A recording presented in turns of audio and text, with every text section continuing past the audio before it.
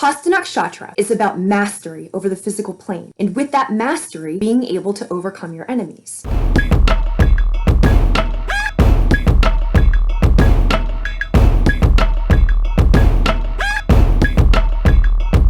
HASTA NAKSHATRA is about mastery over the physical plane, and with that mastery, being able to overcome your enemies. The deity is the rising sun, the sun being your consciousness, your awareness, being awake. So conscious awareness over the physical plane and the metaphysical plane. The symbol is a closed fist, so the control, the grasp, the mastery that you have. And Virgo is the harvest, always what you're looking toward. So mastery over the physical plane, the control you have, the mastery that you've developed, and always taking action with an eye toward the harvest. And in the meantime, looking around at who's trying to stop you, who's trying to impede your progress, and having mastery to be able to counter those attacks. Now, Hasta, as related to the hand. It's the use of the hand for spiritual purposes. Because Hasta is Virgo, Virgo is very practical, it's very terrestrial, it's very esotericism, not for the sake of esotericism, but esotericism because you can use it. So it's very concerned about the practical application of the spiritual. So relating it to magic, it's something like a video like this, about engaging with spiritual acts so that there is some type of tangible spiritual result, or engaging with spiritual knowledge so that other people can use it. So focused on spirituality, but with tangible material results that are brought into the world. Mercury is also associated with writing that you do with the hand. So the hand becomes the magical instrument in which spirit comes into the world.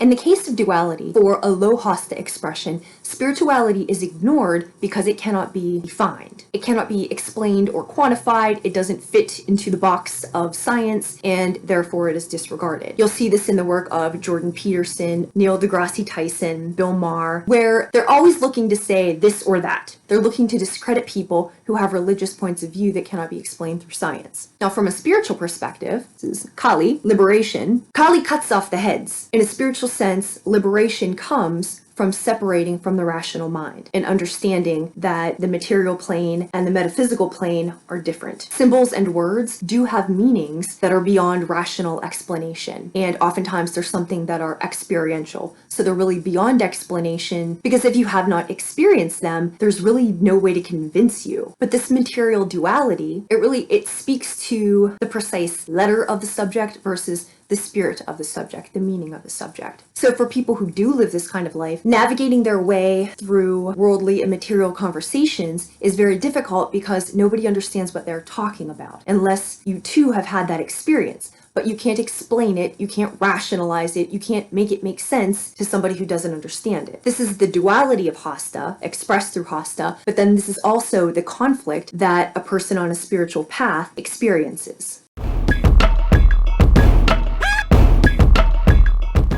Hasta is trickster energy. Trickster is Mercury. And Mercury, remember, is Hermes, Thoth, Loki. It's the deity who has the ability to go up into the heavens and down into the underworld. So underworld, terrestrial plane, and with the gods. So the full spectrum. And with the full spectrum of information, imagine what you can do with that perspective. Virgo is ruled by Mercury, and then Hasta is ruled by Moon, and Moon is your mentality, it's your emotions. So you have somebody with the broadest spectrum available, somebody who's really able to tap into all levels of information and can manipulate your emotions. So let's resume the discussion of duality in terms of criminal and politician. So the trickster energy enjoys lying to people. The trickster energy is happy when it gets something over on you because it knows more things than you know. And with that knowledge, it is able to manipulate you for material gain.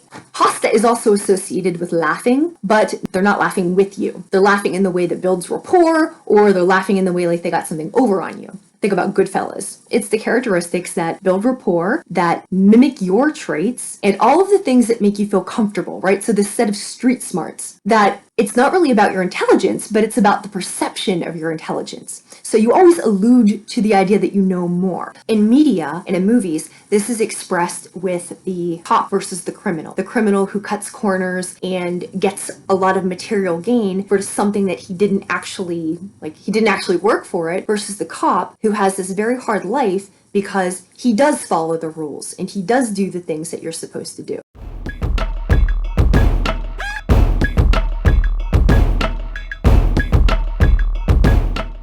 Now, let's apply that duality when it comes to leaders and the people who elect them. Remember, leaders are put in office because the common people put them there. And common people put them there because of the perception that the leaders have projected through their campaigning. So leaders are elected by common people, and the common people don't actually know these people. They're elected based on an impression, and the impression based on what their campaign was like. That's why campaign messaging is a really big business. But what happens is that the leaders will pretend to associate with the common man, with the common plight, and the leaders will hold up these systems with the idea of, look, I made it, but they don't actually live like the people they elected. So, for example, healthcare. What the healthcare of elected people looks like versus the healthcare of the people are entirely different. They'll negotiate you a deal, but they don't want the deal they negotiated for you. They want a good deal. So it's just being very hypocritical, and they are actually very far removed from the life that they are pretending like they empathize with. So you don't have any money,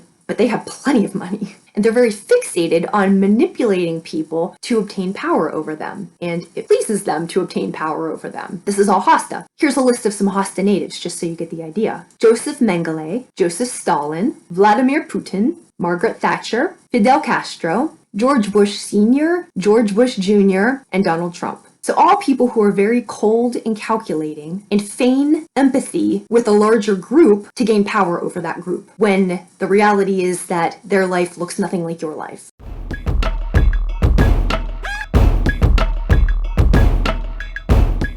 And how they maintain these structures is by stressing the inner strength that you need to fight through life. As in, again, I got here, so if you fight hard enough, if you persevere long enough, you can get here too. So they're going to really stick with the rules of the system, and this is a very Hasta. They really emphasize the rules of the system, and they really de-emphasize, really suppress any type of metaphysical thought or spirituality, because that's not within the rules of the system. A very blatant example of this was after the 9/11 attacks in the United States, when people were really looking for leadership. George Bush told them, go shopping, it will help the economy.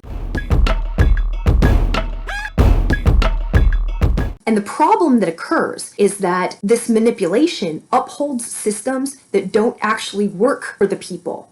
That's the conflict element of Hasta. That's the problem with the manipulation, is that it's a promise of what could happen, but it isn't the reality of what could happen. So you indeed are being manipulated by by people who are taking advantage of resources that are not available to you. So in your own life, when you are making these distinctions, and you have in mind where you think you are supposed to be, or what type of mastery you should have, like in a material sense, everybody's got a different playing field. They're not level. But Hasta energy wants you to believe that they are level. Another group, besides criminals and politicians that have many, many, many Hasta natives, are spiritualists. And spiritualists are those who perform mediumship of the dead. So they communicate with terrestrial spirits. And what spiritualists were very concerned about is evidence. So they have what's called evidentiary mediumship. From turn of the century, there was ectoplasm, there were seances, but they're very concerned with what is produced materially because they were trying to bridge that duality. And here's what happens, right? Because material is not the same as spiritual. So for example, when you get a reading from an evidentiary-based medium, the medium is very concerned with names, dates, items, places, right? So stuff to legitimize their ability to speak with the dead, versus the spiritual utility of that services is to be able to bring comfort to the living. Criminal element. Imagine if you have mastery over the material world, you understand how people think, then on top of that, you have psychic abilities. Then you can read minds, you can read energy, you can communicate with the dead. So they can read people in the first place, but then they're tapped into all of these other areas. If you're going to have somebody properly scam you, that's a good way to do it. So that's why we think about politicians being corrupt, we think about doctors and their malpractice and they don't really care about us. And the same goes for fake psychics or people trying to take advantage of you. Those people exist, and Hasta is the place where they exist. So these stereotypes that we use socially, that's one of the distinctions of Hasta, is know the difference.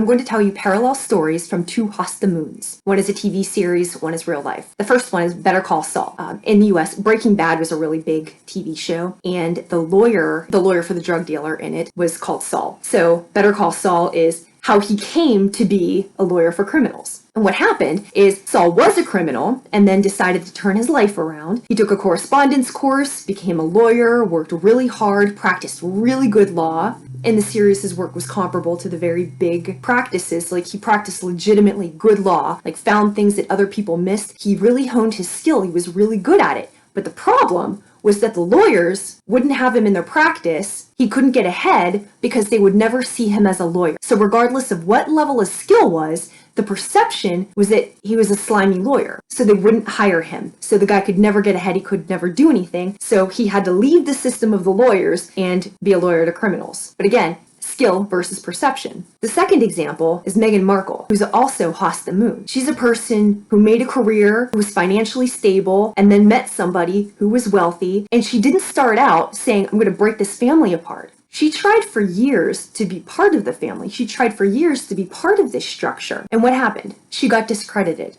She doesn't come from a good family. She wasn't really well educated. She's the wrong color. Regardless of how smart she is, regardless of how resourceful she is, regardless of what she actually has to offer, the problem is perception. They will never see her as a royal. And she knew that, and so she left.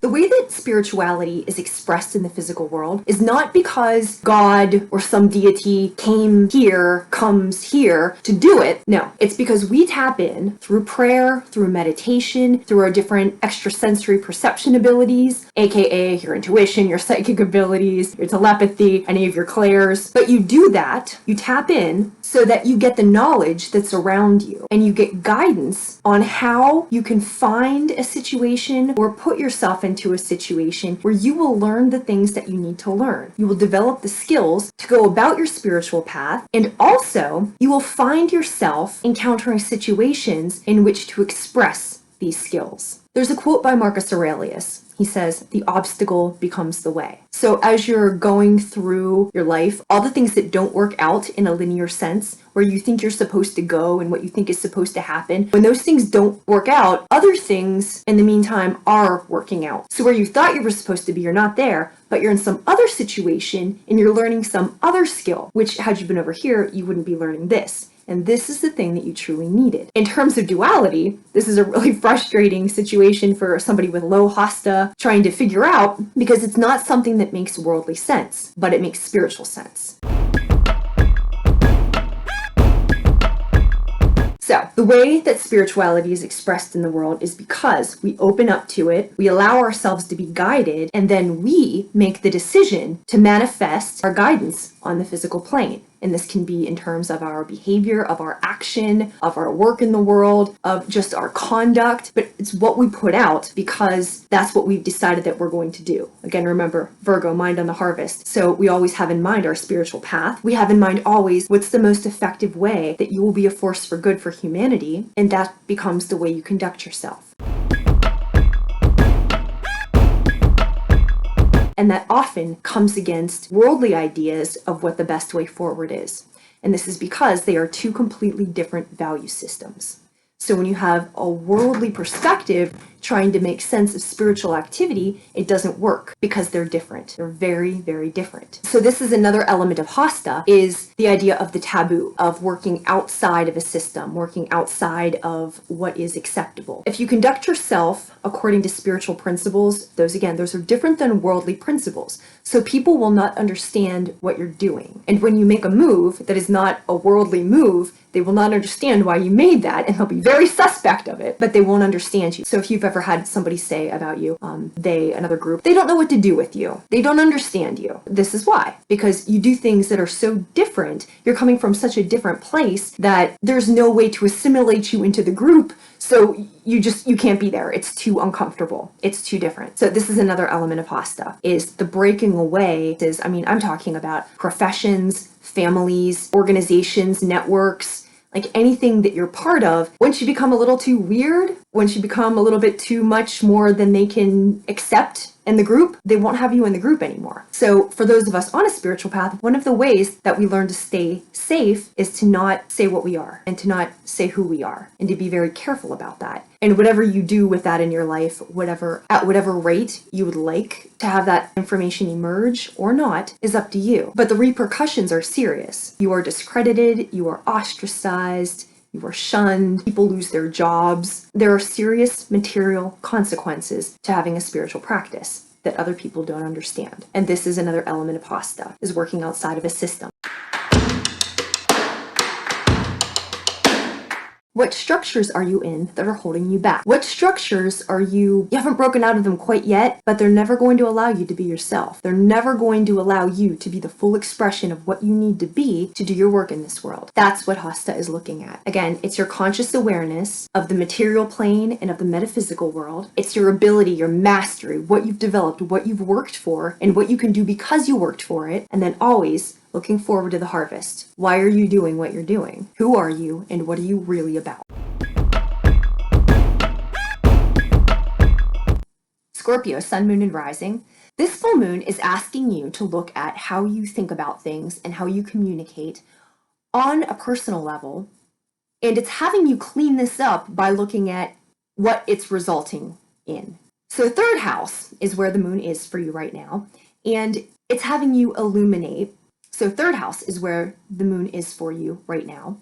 And third house has to do with your basic communications, right? So things close to home, things like in proximity to you, but the immediate information that you take in, you process, and what you do with it. And any type of commerce, any type of correspondence, right? But how you think about things. And you can tell what your progress is by looking at the ninth house, which is the expansion of that energy.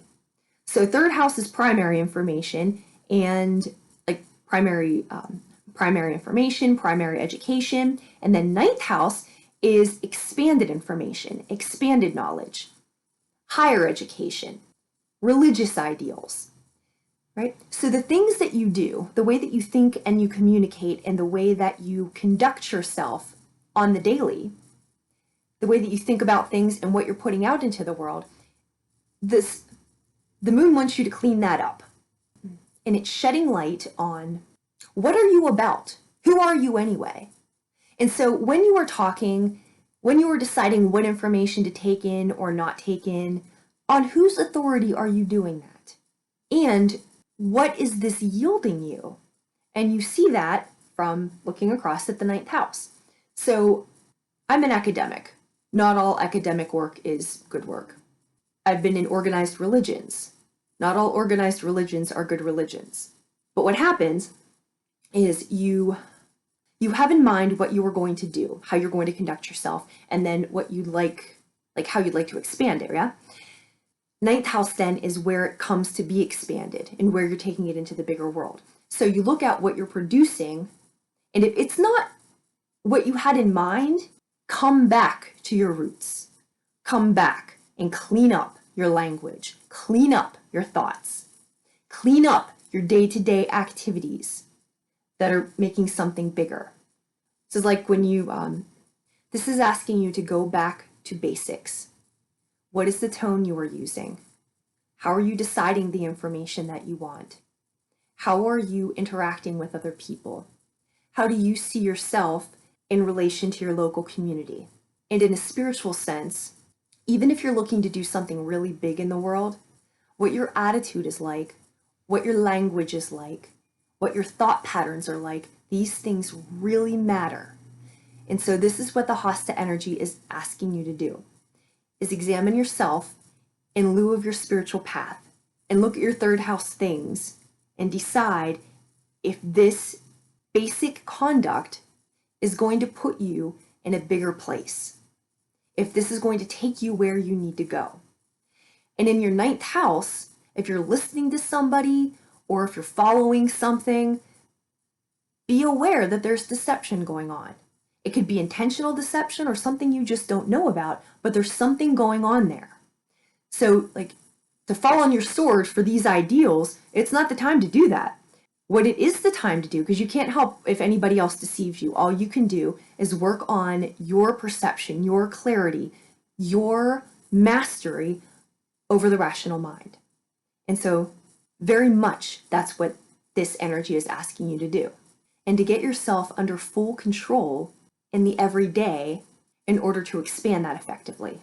Something else to look out for is you have a square between Uranus in your 10th house and Saturn in your 7th house. So 7th house would be your relationships. So the structure of your close one-on-one relationships, your business partners, like the people you really let close to you. So partnerships, intimacy, partnerships, business, contracts, legal proceedings, right? So whatever structure you're operating under, expect a disruption from something in your 10th house. And your 10th house is your public reputation. It's your face in the world, how people see you in the world. So be cognizant if the partnership structures that you're under right now, or whatever systems you're in right now, in regards to who's around you, do they still serve your spiritual purposes? Do they still serve your highest good? Are you able to be the fullest expression of yourself within those structures, or do you need to break out of them? So what is the point of all this? Hasta energy is the duration. What you are doing it because there will one day be a harvest. But that harvest is not today. So in the midst of all of this really difficult work that you're doing, how do you maintain your motivation? Go back to Savitar, the sun, the light, the divine spark that we feel. When you are connected, you know the intangible. In this video, we talked about duality and hasta. That inexplicable thing that unless you've experienced it, you don't understand. Your divine connection, the divine spark. Whereas everything is really getting tired and you are working 6th house like a slave and you're in constant servitude to others and it feels like you have no life and you're bored, even though spiritually you're not supposed to be bored, but still you're bored because it's drudgery. It's like one foot in front of the other. And all of the things that you've given up, it's like they're phantom limbs. You still remember them, but they're not there anymore. So now you actually have this expansive time and nothing fills that time yet. So the lesson of Hasta is to pay attention to the details. In pure Virgo fashion, pay attention to the details. The last moon cycle was about sacrifice. This moon cycle is about spelling. And we think about spelling, we think about witches, many Hasta natives, by the way. The words we use, the way we arrange our items, the things we have around us, the energy that we take it upon ourselves to maintain internally, and then the vibrations that we put out to others. This is all magic. This is all spelling. What you do, what you put out into the world. This is spelling. So clean house, arrange your items, as always. Get rid of what doesn't need to be there anymore. The things that you love, spend more time with them. Enjoy the sensuality of the everyday. Put on your perfume, do your hair and makeup, put on your clothes, enjoy your food, make a nice meal. Take the time to take out your nice dishes. If you're taking a drink, put it into a beautiful glass, the nicest one that you have. Make every moment an occasion. Think of when a friend comes over, how much you clean your space. Well, you're inviting the divine in. Clean your space. Make it someplace you want to share. Reach out to somebody and tell them what a wonderful job they're doing. Do something nice for yourself. If it's available to you, take a night out. Take a dinner out. You're not a slave. You should be enjoying your life. But mainly, because you've cleared all of this energy and Jupiter is going to be bringing blessings into you, enjoy the space just now. Because more is coming, but enjoy the space and appreciate the work that you've done to create that space. So where it seems really boring, before it was a headache, but you got rid of the headache, now it's just boring. Boring is going to get replaced with something that you deserve.